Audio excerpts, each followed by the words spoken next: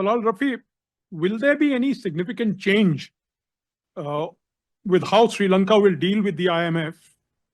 Will the government fulfill these conditions or change them to their convenience? And then, of course, would the reforms be sustainable? Yes, sure. Yeah.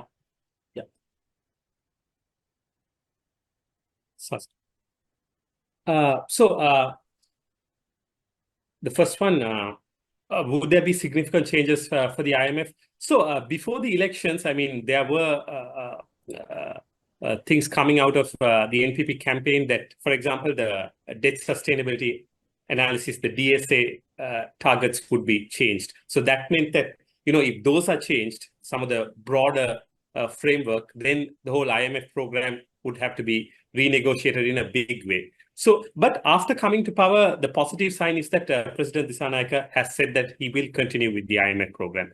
But there are two key things, as I mentioned before, he has said. The changes would be changes in tax brackets, like how they tax the rates coming down, and also more spending on social security. So in that view, I don't think there's going to be a very broad change. As I mentioned, he's also the central bank governor is continuing, and also the Treasury Secretary, one of the key figures, is also continuing. So those were key appointments put by the president, showing that he wants to continue with this program. Because at the moment, they realized that there is no alternative to the IMF program. Like, for example, if any drastic changes, and most of the negotiations are going to come in, especially on these two changes after the general election. So if by any chance things don't go well, and I don't think it'll happen, but in the worst case, the IMF program comes to a halt, then it's going to mean that World Bank ADB funding will also come to a halt. And most of the debt restructuring, those are connected there. So I think they are well aware of what could go wrong if the IMF is withdrawn. So as what's coming out of the government after 2 weeks is that only taxation and social security spending, those are the two things that they would like to renegotiate with the IMF. And as far as the reforms, I mean, to be quite frank, it's just 2 weeks, and we'll have to see after the general elections. But the president has got himself into quite a tough spot, because there are, we can do all these, the minor low-hanging fruits can be taken, but there are some very, very tough reforms that Sri Lanka has to go through.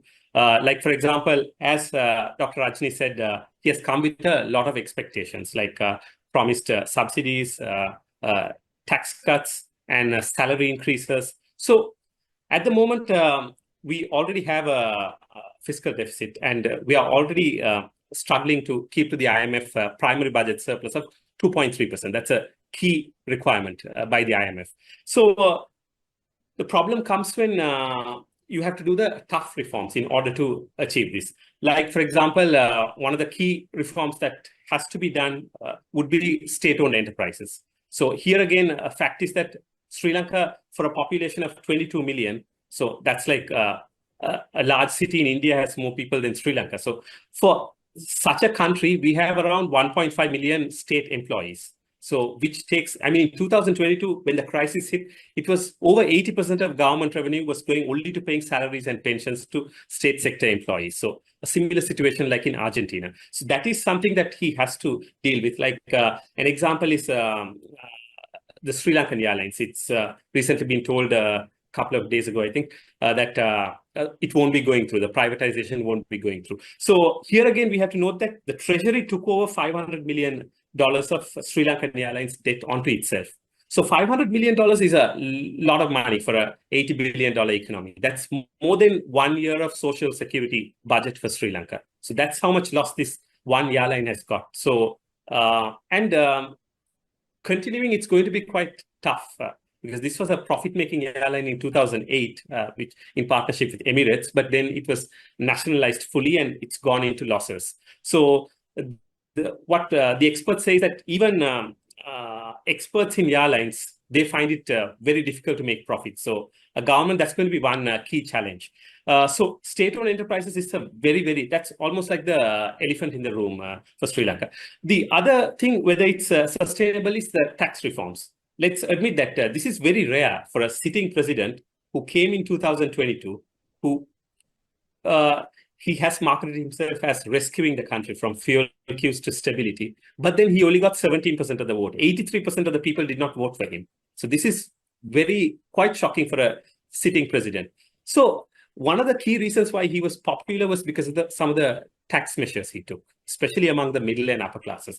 So for President Dissanayake to continue with the IMF program and to continue even making Sri Lanka sustainable for the next few years, at least for the rest of his term, he needs to increase tax revenues. So Sri Lanka, I think, right now is at around 12%. So in 2022, we were 8% of GDP, which is one of the lowest in the world.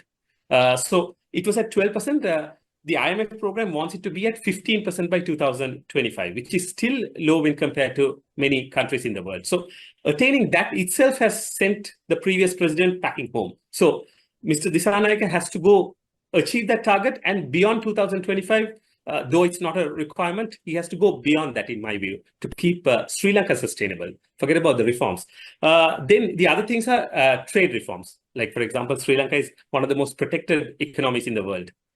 So tariffs are high. So in order to get into global value chains, we need to have more free trade agreements, bring trade liberalization. So still not sure how it will go with a left-leaning party. Then land reforms.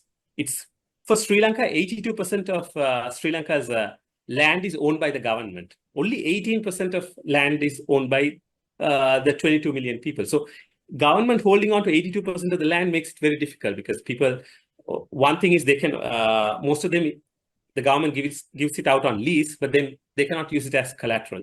And if it's not their land, they don't take care of it or put long-term investments on it. So there are some very key structural reforms that are needed. So I think with a mandate, if they can do it, the new government can go on for the rest of the term and even win a second term. But at the same time, what Sri Lanka's history shows is that when you take on very tough reforms, you gradually become unpopular, like the previous president or even the government in 2015 to 2019. So he's in a bit of a spot. So if you, for example, don't do the reforms, things can be okay for a year or two, but then the economy could tank once again. So it's a bit of a very tough situation to be in. So we'll have to wait and see how things go. He needs all the support he can get.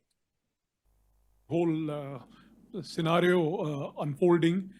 We are, of course, still in a very early stage of the president's